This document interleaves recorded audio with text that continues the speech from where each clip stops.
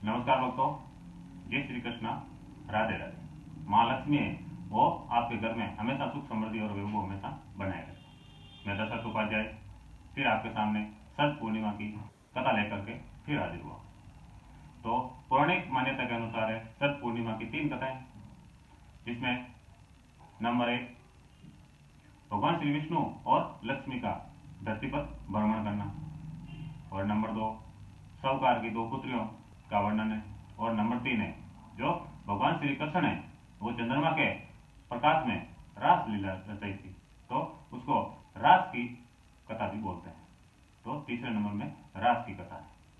और हमारा ये वीडियो आपको पसंद आए तो हमारे वीडियो को सब्सक्राइब, शेयर और लाइक जरूर करिएगा, और कमेंट्स करना नहीं भूलें, ताकि हमारा आने वाला नया वीडियो है वो आपके मोबाइल पर नोटिफिकेशन के जरिए प्राप्त हो सके और आप आसानी से देख सकें। सबसे पहले हम शरद पूर्णिमा के महत्व के बारे में और खीर के बारे में और चंद्रमा की जो किरणें पड़ती है उसमें अमृतमयी वर्षा होती है उसके बारे में थोड़ा वर्णन कर लेते हैं। उसके बाद में हम कथा का श्रवण करेंगे। शरद पूर्णिमा में माँ के दिन धरती और आकाश की जो दूरी है यानी चंद्रमा की जो दूरी है वो कम हो जाती है।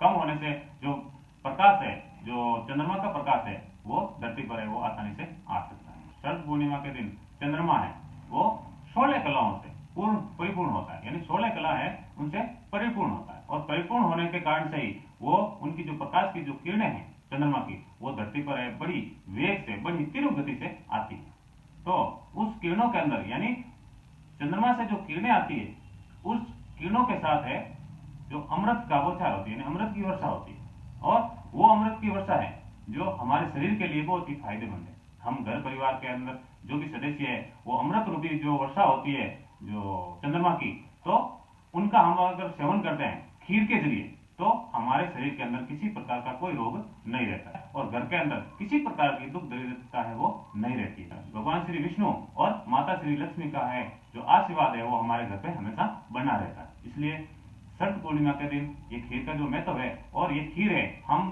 सब परिवार वाले और अपने मोहल्ले वाले सब मिलकर के खीर का जो महत्व है और ये जो हम खीर बनाते हैं उसको खाना चाहिए। उनका थोड़ा थोड़ा प्रसाद के रूप में भी हमें खाना चाहिए, ताकि हमारे शरीर में किसी प्रकार का रोग नहीं हो। और सबसे अच्छी बात यह रहती है कि वो खीर खाने से हमारे शरीर के अंदर जो भी चर्म रोग होता है, मेन मान्यता तो चर्म रोग की होती है, यानी हमारे शरीर के अंदर जो भी चर्म रोग होता है वो चर्म रोग नहीं होगा। बाकी जो शरीर के अंदर जो भी रोग है उनकी भी संभावनाएं बहुत हद तक कम हो जाती है। तो खीर है हमें गाय के दूध की बनानी चाहिए, क्योंकि गाय हमारी माता है, और संस्कृत और सनातन धर्म के अंदर गाय को हम माता के रूप में पूजते हैं।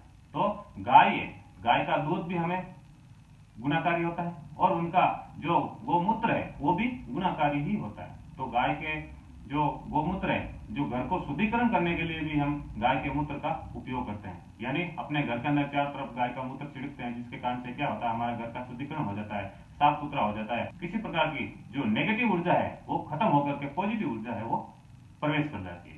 तो गाय के दूध का खीर बना करके, गाय के दूध की खीर बना करके उसमें केसर डाल के, और उसके अंदर चावल डाल सकते हो आप लगे तो चावल डाल करके वो खीर बना करके रात के समय में, यानी जब चंद्रमा का उदय होता है, जब चंद्रमा उगता है अपनी 16 कलाओं के साथ, वो जब उगता है तो उस समय हमें गाय के दूध की खीर बनानी चाहिए, और खीर बना करके वो चलनी से ढकनी चाहिए। चलनी से ढकने का कारण यह रहता है जो चंद्रमा की सीधी जो किरणें आती है वो खीर पर आसानी से पड़े, इसलिए हम छलनी का उपयोग करते हैं, छलनी का ढक्कन लगाते हैं। और दूसरा कारण यह हो जाता है छलनी का ढक्कन लगाने से यह रहता है कि कोई भी जीव जंतु है जो उस खीर के अंदर ना गिरे और उस खीर को जूठा नहीं करे, क्योंकि खीर को अगर जूठा कर दिया या कोई जीव जंतु उग गया तो वो क्या है दूषित हो जाती है। तो इस कारण से वो छलनी का ढक्कन हम लगा सकते हैं, तो उसकी किरणें हैं वो चंद्रमा की जो छलनी से होते हुए यानी खीर पर पड़ जाएंगी। फिर रात भर उसको उस खीर को छत के ऊपर पड़े रहने देना चाहिए, ताकि रात भर में जो चंद्रमा की जो किरणें हैं जो उस खीर पर आसानी से आती रहेंगी। फिर रात को 12 बजे के बाद में लगभग 12 बजे से लगा करके सुबह 4 बजे के बीच, यानी सुबह का जो समय रहता है 3-4 बजे का, वो अति उत्तम समय रहता है। उस समय ब्रह्म मुहूर्त भी रहता है, उस समय उस खीर को आप वहां से उठा लीजिए, और उठाने के बाद में उस खीर का आपको भोग लगाना है। और किसको लगाना है? भगवान श्री विष्णु और लक्ष्मी माता। उनसे हाथ जोड़कर विनती करना है कि हे माता लक्ष्मी, हे विष्णु भगवान, आप हमारे घर में आप पधारे हैं, और इस खीर का भोग है वो आप स्वयं ग्रहण कीजिए, और माता लक्ष्मी है वो आप भी इस खीर का भोग है वो आप ग्रहण कीजिए। और भगवान श्री विष्णु और माता लक्ष्मी को भोग लगाने के बाद आपको क्या करना है कि जो पीछे जो खीर रहती है वो खीर अपने जितने भी सदस्य रहते हैं, घर के जो सदस्य रहते हैं, उन सबको थोड़ा थोड़ा प्रसाद के रूप में उनको खिला देना चाहिए। प्रसाद के रूप में अपने घर परिवार वाले सब खा लिए, तो अपने जो भी परिवार बाहर और खा गए। उसके बाद में हमारे गली मोहल्ले में अगर खीर ज्यादा है तो अपने गली मोहल्ले में भी उस खीर का हम वितरण कर सकते हैं, वो भोग के रूप में, प्रसाद के रूप में वो हम अपने परिवार के सदस्यों के अलावा अपने गली मोहल्ले को भी, अपने गली मोहल्ले वालों को भी वो प्रसाद है हम दे सकते हैं, जिससे उनका भी शरीर है वो कंचन की तरह रह जाएगा, और उनको भी किसी प्रकार का रोग नहीं होगा, और उनको भी किसी प्रकार का कोई चर्म रोग नहीं होगा, क्योंकि विशेष तौर से इसका जो उपयोग है वो चर्म रोग के अनुसार ही किया जाता है। क्योंकि जो इस खीर को ग्रहण करता है या प्रसाद के रूप में इसका भोग लेता है, तो उनके शरीर के अंदर अगर चर्म रोग है तो वो मिट जाएगा, और नहीं है, अगर होने वाला है तो वो होगा नहीं, पहले ही बात है। तो ये आप को ख्याल रखना, यानी खीर का ये इतना बड़ा महत्व होता है। तो आइए हम सुनते हैं पहली कहानी। पहली कहानी में क्या होता है तो भगवान श्री विष्णु है वो सर्व लोक में बैठे बैठे विचार करते हैं, यानी दिमाग में सोचते हैं कि हमें धरती लोक पर भ्रमण करने के लिए जाना है। तो ऐसा जो सोच ही रहते हैं इतने में माता लक्ष्मी उनके पास आ जाती है, और माता लक्ष्मी को ये मालूम गिर जाता है कि भगवान क्या सोच रहे हैं। तो उन्होंने पूछ लिया कि भगवान आप क्या सोच रहे हैं। तो भगवान ने कहा कि हे देवी, मैं है जो धरती लोक पर भ्रमण करने के लिए जा रहा हूँ। तो ऐसा सुनकर जो माता लक्ष्मी है उसने भी बोल दिया कि आप अगर धरती लोक में भ्रमण करने के लिए जा रहे हैं तो मैं भी आपके साथ में चलूंगी। भगवान ने कहा चलो ठीक है, आप भी चल जाना, पर तो एक आपके साथ में शर्त है। माता ने बोला कि बोल दो, कौन सी शर्त है? तो भगवान ने कहा कि शर्त यह है कि आप मेरे साथ चल तो सकती हो, परंतु उत्तर दिशा के अंदर आप नहीं देख सकती, यानी धरती पर जाने के बाद में आपको उत्तर दिशा में नहीं देखना है। माता लक्ष्मी ने बोल दिया ठीक है भाई, अगर हमारे को किसी के साथ में जाना, अपने मन में खुशी रहती है किसी के साथ में चलना है, तो अपने सामने जो भी सत्य बांधते हैं आपको ये नहीं करना, वो नहीं करना, ऐसा नहीं करना, वो नहीं करना, तो हम डायरेक्ट बोल देते हैं हाँ वो नहीं करेंगे, पर तो साथ में तो चलेंगे। फिर वहां जाने के बाद में हम सब वो भूल जाते हैं, हमने क्या वादा किया क्या नहीं किया सब भूल जाते हैं। तो वैसा ही माता लक्ष्मी के साथ हुआ, और जब वो माता लक्ष्मी और भगवान श्री विष्णु धरती पर आने वाले थे, यानी सुबह के दिन, तो पहले रात धरती पर बहुत अतिवृष्टि मतलब बहुत सारा बहुत ही वर्षा हुई। वर्षा होने से पूरी धरती है वो एकदम हरी भरी हो गई, और एकदम शांत वातावरण हो गया धरती का। और सुबह जैसे ही सूर्य अपने स्थल से बाहर निकल रहा है, और वहां से भगवान श्री विष्णु और जो लक्ष्मी है वो धरती पर आ रहे हैं। जब भगवान विष्णु और माता लक्ष्मी धरती पर पहुंच गए, और पहुंचने के बाद देखा तो माता लक्ष्मी है धरती का जो वातावरण है, जो हरियाली चारों ओर देख के मंत्रमुग्ध हो गई, यानी आश्चर्य करने लगी कि धरती का भी स्वर्ग के जैसा ये चारों तरफ से दिख रही है, क्या बात। फिर थोड़ा आगे चलने लगी, भ्रमण करने के लिए आए तो मतलब घूमेंगे दोनों, तो घूमने लगा, दोनों ही घूमना शुरू हो गए। फिर क्या हुआ, आगे जब देखे तो माता लक्ष्मी को थोड़ी सी ऐसी खुशबू आई, जैसे हमें कोई मिठाई की दुकान से सामने से गुजरेंगे तो हमें मिठाई की खुशबू आएगी, या किसी इत्र के दुकान या सेंट की दुकान के सामने से गुजरेंगे तो हमें सेंट की सुगंध आएगी या कुछ की खुशबू आएगी। तो माता लक्ष्मी को भी थोड़ी बहुत ऐसी खुशबू आई।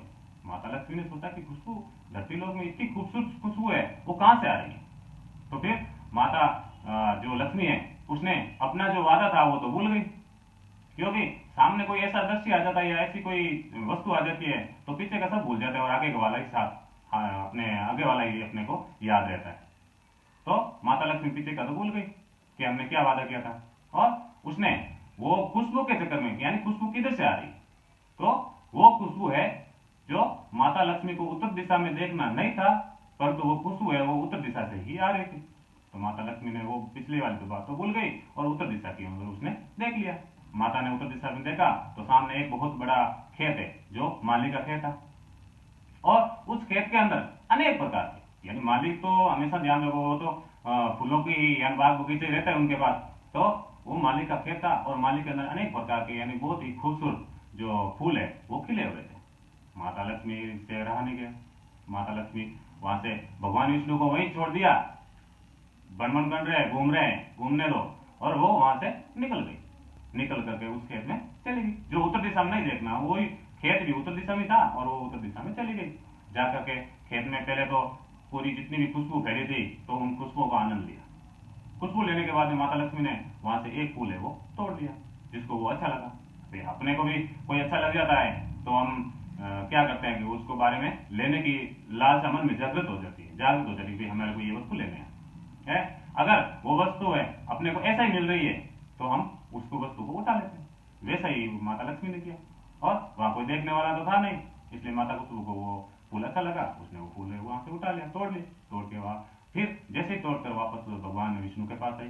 विष्णु के पास आने के बाद में देखा तो विष्णु भगवान के आंखों के अंदर है वो आंसू आ रहे थे। तो माता लक्ष्मी ने पूछा कि हे भगवान, आपके आंखों में आंसू ये किस प्रकार से? धरती पर आने के बाद में आप तो बहुत ही खुश थे, और ये आंसू किस प्रकार? तो भगवान विष्णु ने कहा कि हे देवी, मैंने आपको एक बात कही थी धरती लोक में आने से पहले कि अगर हमारे साथ में चलना है तो उत्तर दिशा में मत देखना। और आपने तो उत्तर दिशा में क्या देखा, आप तो उत्तर दिशा में चली गई, और वहां से उत्तर दिशा में जाने के बाद भी आपने एक बहुत बड़ा अन्याय कर दिया। और वो अन्याय ये हुआ कि आपने उस माली के खेत में से वो फूल तोड़ के ले गए। अब इसका तो आपको अर्जना भुगतना ही पड़ेगा। यानी आपने बिना पूछे किसी के आगे लिए बगैर ये अगर फूल तोड़ दिया तो ये तो एक प्रकार की चोरी हुई, तो चोरी का दंड तो आपको भुगतना पड़ेगा। तो इसी प्रकार के हम धरती पर जितने भी मनुष्य जो भी रहते हैं करते हैं, धन दौलत के चक्कर में कितने पाप करते हैं, किसी को कष्ट देते हैं, किसी को गाली देते हैं, किसी को गलत करते हैं। तो इस प्रकार का हम जो बुरा कार्य करते हैं, बुरा कर्म करते हैं, तो उसका फल तो अपने को भोगना ही पड़ता है। ये जन्म में भोगे तो भी सही, अगले जन्म में भोगना पड़े तब भी भोगना ही पड़ता है। तो वैसी बात माता लक्ष्मी के पास हुई, और फिर भगवान विष्णु ने कह दिया कि तुम्हारे को ये तो अर्जना भुगतना ही पड़ेगा। तो माता लक्ष्मी ने क्या गलती में थी, उन्होंने हाँ बढ़ ली कि चलो भगवान आप जो हमारे को दंड देंगे वो हम मंजूर है, हम करेंगे वो दंड, उसकी भरपाई करेंगे। तो भगवान विष्णु ने कहा कि तुम्हारे को 3 साल तक है, यानी 3 साल तक इसी मालिक के खेत जिस जहां से तुमने ये फूल तोड़ के लेकर आई है उस मालिक के वहां तुम्हारे को नौकरी करनी पड़ेगी। फिर 3 साल जब पूर्ण हो जाएगी, जब तुम्हारा ये 3 साल जब पूर्ण हो जाएगी तो तुम्हारा ये जो चोरी का जो दंड है वो पूर्ण हो जाएगा। यानी तुम्हारा जो ऊपर जो कर्ज चढ़ा हुआ है फूल तोड़ने का वो कर्ज खत्म हो जाएगा। तो मैं विमान लेकर के तुम्हारे को लेने के लिए आ जाऊंगा और तुम उसमें बैठ कर वापस सब लोग में आ जाना। तो माता लक्ष्मी गलती में थी, उसने हाँ बढ़ ली, और हाँ बढ़ने के बाद भगवान श्री विष्णु है वो तो अपने धाम को चले गए, और माता लक्ष्मी है ऐसे तो अपने रूप में मालिक के घर जा नहीं सकती, तो उन्होंने एक गरीब औरत का रूप धारण किया। गरीब औरत का रूप धारण करके वो उस मालिक की कुटिया के अंदर चली गई और जाकर के बाहर खड़ी हो गई। बाहर जब खड़ी हो गई और कहने लगी कि इस कुटिया में कौन रहता है, मैं बहुत दिनों से भूखी हूं, मैंने अभी तक कुछ खाया नहीं पिया नहीं, तो कृपा करके मुझे कुछ खाने पीने के लिए दे दो। माता लक्ष्मी ने कहा कि मेरे पास कोई काम धंधा नहीं, लगे तो आप मेरे को खाना दे देना, मैं आपके घर में जो भी घर का काम है वो मैं कर लूंगी। तो पहले तो माली ने सोचा कि घर का काम तो चलो तुम कर लेंगी, पर मैं खुद गरीब हूँ, तुम्हारे को दूंगा क्या? तो माता लक्ष्मी ने कहा हमारे को कुछ नहीं चाहिए, सिर्फ खाना दे देना, मैं आपके घर में जो भी आपका घर का काम है वो पूरा कर लूंगी। तो माली ने कहा चलो ठीक है पुत्री, यानी माली ने उसको पुत्री बना लिया। यानी 3 पहले पुत्रियां थी और मुंह बोली पुत्री है वो माता लक्ष्मी बन गई, और धीरे धीरे काम करना शुरू कर दिया।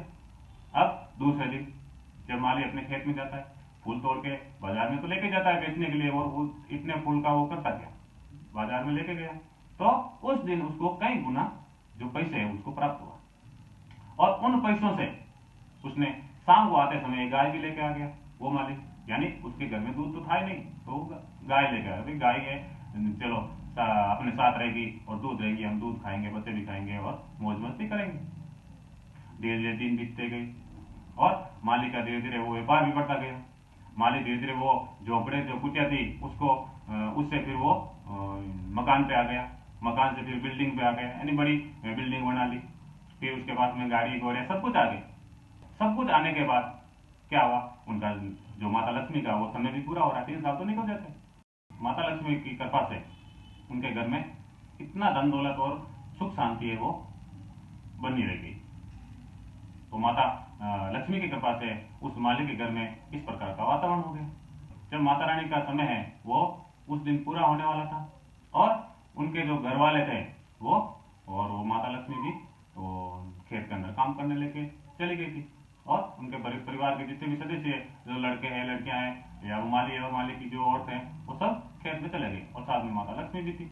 जब वो शाम को जब वहां से सब घर पे आ रहे थे तो जैसे ही घर के अंदर प्रवेश करने लगे तो उसमें क्या है कि जो घर की जो दीवार है, मेन दीवार, तो दीवार के अंदर उनको एक तस्वीर दिखाई दी। जैसे कि अपन कोई तस्वीर में किसी देवी का चित्र बना करके या किसी देवी का फोटो बना करके दीवार में लगाते हैं, वैसा ही उनकी जो माली की जो दीवार थी घर की, उसके दीवार के अंदर यानी गहनों से, यानी पूरा गहनों से, यानी माता लक्ष्मी के पास तो किसी प्रकार का कमी थी नहीं ना, तो वो अपने पूर्ण रूप में, यानी जैसे माता लक्ष्मी का जो रूप था वो रूप पूर्ण गहनों के साथ ऐसे अच्छे खूबसूरत कपड़े पहन करके वो माता लक्ष्मी खुद तो नहीं परंतु उसके हूबहू यानी उसके जैसी ही एक तस्वीर उनकी जो माली की जो दीवार थी उसके ऊपर बन गई। फिर माली ने जब देखा तो देखा कि भाई मैंने तो ये ऐसी तस्वीर की तो कभी बनाया नहीं और मैं कभी देखी, ये हुआ कैसे। तो फिर उस माली ने गौर करके देखा, यानी थोड़ा ध्यान करके देखा, तो उसको महसूस हुआ कि ये तो वही मेरी मुंह बोली बेटी, यानी माता लक्ष्मी जो मुंह बोली बेटी थी, वो 3 बेटियां सकी थी और चौथी है तो मुंह बोली बेटी थी, तो वो मुंह बोली बेटी है वही है। ऐसा सोचकर सब घर के जो बाकी सदस्य थे वो घर में घुस गए थे, वो भी बाहर आके उनको देखने लग गए और देखने के बाद वो हाथ जोड़ करके प्रार्थना करने लगे। माली भी और बच्चे और वो उनकी वोट थे, वो सब हाथ जोड़ कर प्रार्थना करने लगे कि हे माता लक्ष्मी, आप तो साक्षात लक्ष्मी थी और मैं तो एक गरीब था और मैंने आपसे अपने घर का खेत का इतना सारा काम करवा दिया, मुझे माफ कर दीजिए। ऐसा सब मतलब पछतावा करने, मतलब सब घर के लोग हैं वो पछतावा करने लगे। तो माता जो लक्ष्मी है वो मंद मुस्काई, मतलब मुस्कुरा कर बोली, मंद मुस्कुरा करके बोली कि हे माली, तुम मुझे यानी बेटी के रूप में रखा और बेटी के रूप में रख दिया तो इसके मतलब ये थोड़ी हुआ कि भाई मैं कौन सा काम करूं कौन सा काम नहीं करूं। पिताजी माँ है, जो काम कहेंगे वो काम तो करना ही पड़ेगा। तो मैंने तो अपना काम किया और उसका भी एक कारण था, क्योंकि मैंने तुम्हारे खेत से एक फूल है वो चुरा लिया यानी तोड़ लिया, उसका कर्ज उतारने के लिए मैं तुम्हारे घर पे वो नौकरी करने के लिए रह गई थी। अब वो मेरा 3 साल का जो समय काल था, अभी इसका जो समय था वो खत्म हो गया और अब मेरा समय भी हो गया, अब तो मैं जाऊंगी। परंतु अब एक बात मैं तुम्हारे को एक आशीर्वाद देकर जा रही हूँ कि तुम्हारे घर में अब कभी भी दरिद्रता नहीं आएगी, यानी तुम्हारे घर के अंदर है गरीबी है वो कोसों दूर भाग जाएगी और तुम्हारे घर का जो वातावरण है एकदम शांतमय होगा, सुखमय होगा और तुम्हारे शरीर में किसी प्रकार का कोई दुख दर्द या रोग नहीं होगा। ऐसा बोल करके वहां विष्णु भगवान हाजिर तो हो ही रहे थे, क्योंकि समय पूरा होते विष्णु भगवान का वचन था कि जब समय पूरा हो जाएंगे तो मैं तुम्हारे को लेने के लिए आ जाऊंगा। तो उधर भगवान विष्णु का वाहन आ गया, उस पालकी के अंदर बैठ करके सर्वलोक को अपने काम को चली गई। तो इस प्रकार की पहली कथा, शरद पूर्णिमा की पहली कथा, जो माता लक्ष्मी है और विष्णु का धरती पर भ्रमण करने के लिए आना। और इससे माता लक्ष्मी का हमारे को एक और ये संदेश भी मिलता है कि हमारे घर में किसी प्रकार का कोई भी गरीब आ जाए तो उसको मुंह से जवाब यानी मुंह से उत्तर नहीं देना चाहिए, उसको हाथ से उत्तर देना चाहिए। यानी अपने पास में मान लो 1 रोटी है तो उसमें से थोड़ा सा टुकड़ा भी उसको देना जरूरी है, ताकि उसका हमें बहुत बड़ा फल मिलता है। मान लो कि उस समय जो माली है उसको हाकल देता है, वहां से निकाल देता कि हमारे तो खुद के इधर खाने के लाले पड़ रहे हो, तुम्हारे को मैं यहाँ किधर रखूंगा और मेरे इधर नौकरी करने की गट गया, हम खुद इतने सारे बैठे हैं, हम भी भूखे मर रहे, तुम्हारे को कहाँ रखेंगे।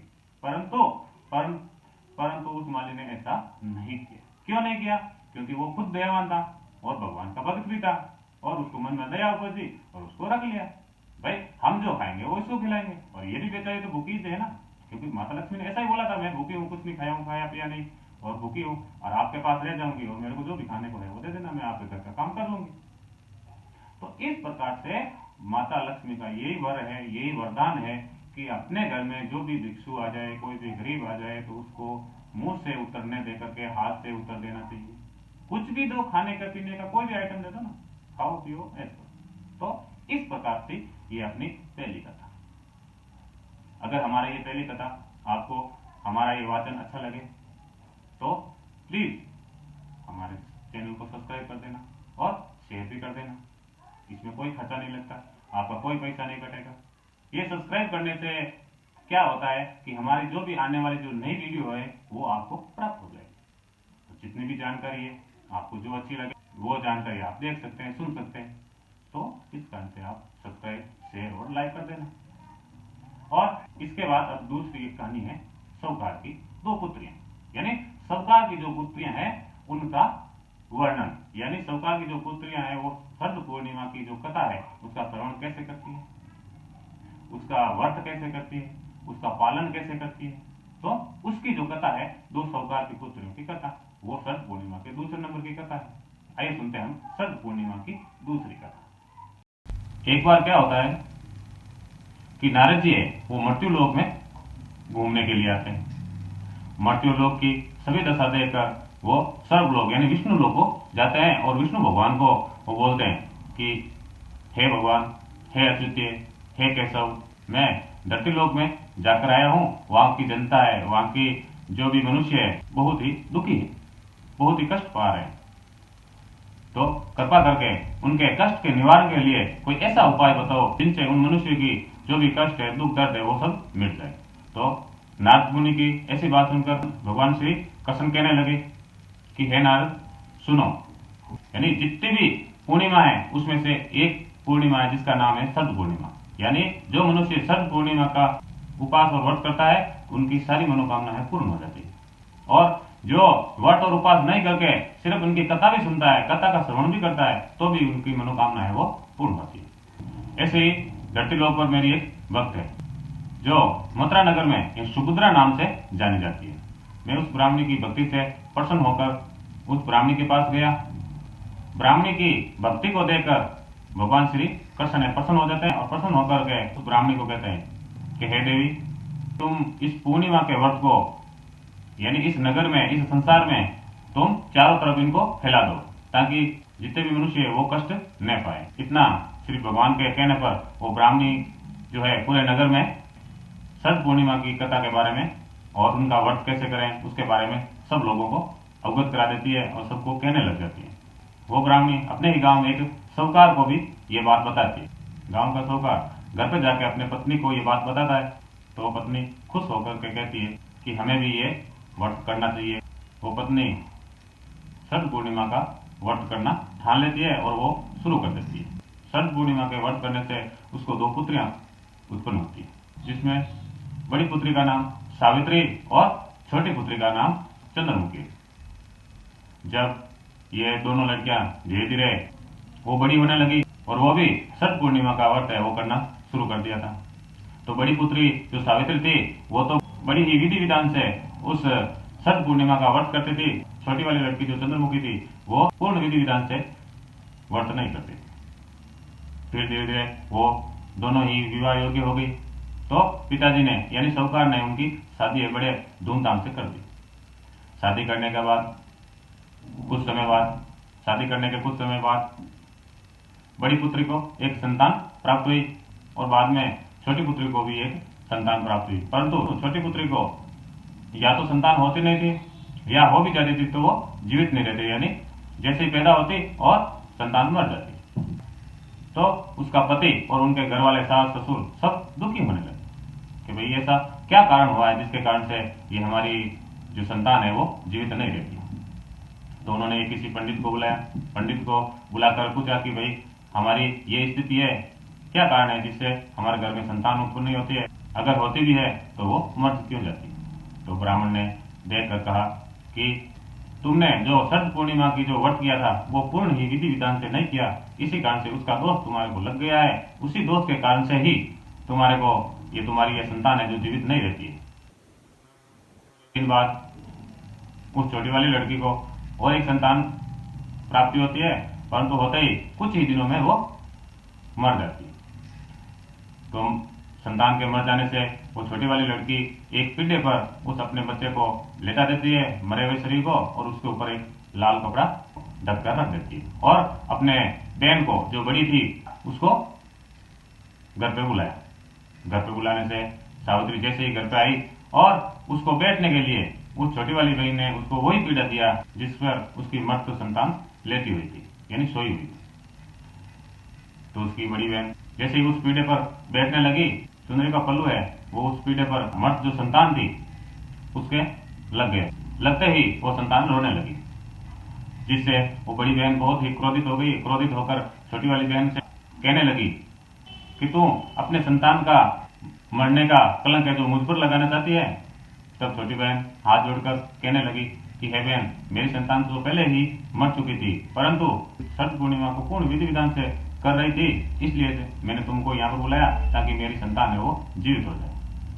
तो तुम्हारे चुनरी का पल्लू लगते ही मेरी संतान जीवित हो गई और उनकी संतान जीवित होने के बाद वो दोनों बहनें बहुत ही खुशी हुई। तो ये थी शरद पूर्णिमा की पहली कथा। इसके अलावा दो और कथाएं हैं, उसका हम अगले वीडियो में और श्रवण करेंगे। इससे पहले हम इस शरद पूर्णिमा की कथा की जो व्रत विधि है कैसे है उसके बारे में थोड़ा श्रवण कर लें। एक लकड़ी का पाटा लेना चाहिए, उस पर लाल या पीले कलर का जो वस्त्र होता है वो बिछाना चाहिए। उसके ऊपर एक पीतल का या चांदी का लोटा ले सकते हैं, उसमें जल भर करके उसके ऊपर रखना चाहिए। फिर उसके गले में यानी 5 पत्ते यानी पीपल के या नागले के या आंब के 5 पत्ते डाल करके उसके ऊपर श्रीफल रखना यानी नारियल रखना चाहिए। फिर विष्णु भगवान और लक्ष्मी जी की मूर्ति स्थापित करनी चाहिए। उस पाटे और मूर्ति को या कलश को शुद्ध करने के लिए जल के छींटे मारे, फिर अक्षय चढ़ावे, फिर गुड़ चढ़ावे, फिर मोली या कलेवा है वो चढ़ावे और उसके बाद में रोली का तिलक करें। फिर हाथ जोड़ करके भगवान श्री कृष्ण और लक्ष्मी जी को वंदना करनी चाहिए, उनका गुणगान करना चाहिए और बोलना चाहिए कि हे श्री कृष्ण भगवान, हे श्री लक्ष्मी जी, मेरे घर में सुख शांति एवं समृद्धि है वो आप हमेशा बनाए रखें और किसी प्रकार की कोई दुविधा, कष्ट और रोग हमारे घर में नहीं हो, ऐसा वरदान उनसे मांगना चाहिए। और भगवान श्री कृष्ण और लक्ष्मी जी को भोग लगाने के लिए शक्कर और मेवा को मिक्स करके 6 पेड़े बनाना चाहिए। पहला पेड़ा भगवान श्री कृष्ण भगवान और लक्ष्मी जी को अर्पित करना चाहिए और दूसरा पेड़ा स्वयं खाना चाहिए और उसके बाद में तीसरा पेड़ा है वो अपने भांजे या जमाई को खिलाना चाहिए। चौथा पेड़ा सहेली को देवे जो ये शरद पूर्णिमा का व्रत करती है। अगर वो व्रत नहीं कर रही है तो मंदिर में चढ़ा देवे। 5वां जो पेड़ा है वो अपने सभी सदस्यों में बांट देना चाहिए ताकि उनको कोई किसी प्रकार का रोग है वो नहीं लगे। और छठा पेड़ा है उसके फिर 6 भाग करना है, जिसमें पहला पेड़ा माता तुलसी को लगाना चाहिए और दूसरा पेड़ा है वो गाय माता को खिलाना चाहिए और तीसरा पेड़ा है वो अहीर को देना चाहिए, जो भी गरीब है उसको देना चाहिए और चौथा पेड़ा है वो किसी गर्भवती महिला को देना चाहिए ताकि उसकी जो भी संतान होगी वो एकदम स्वस्थ हो, अच्छी होंगी। और 5वां पेड़ा किसी बालक को देना चाहिए। छठा पेड़ा है वो किसी कंवारी कन्या को देना चाहिए। तो ये था हमारा शरद पूर्णिमा की कथा की जो विधि थी वो किस प्रकार करनी चाहिए। अगर हमारा ये चैनल आपको पसंद आए तो सब्सक्राइब और शेयर जरूर करिएगा और कमेंट्स करना नहीं भूलें ताकि हमारा आने वाला नया वीडियो है उसका नोटिफिकेशन है वो आपके मोबाइल पे आ जाए, जिसे आप आसानी से देख सकेंगे। तो हम फिर मिलते हैं एक नए वीडियो के साथ, एक नई जानकारी के साथ। तब तक के लिए जय श्री कृष्णा, राधे राधे।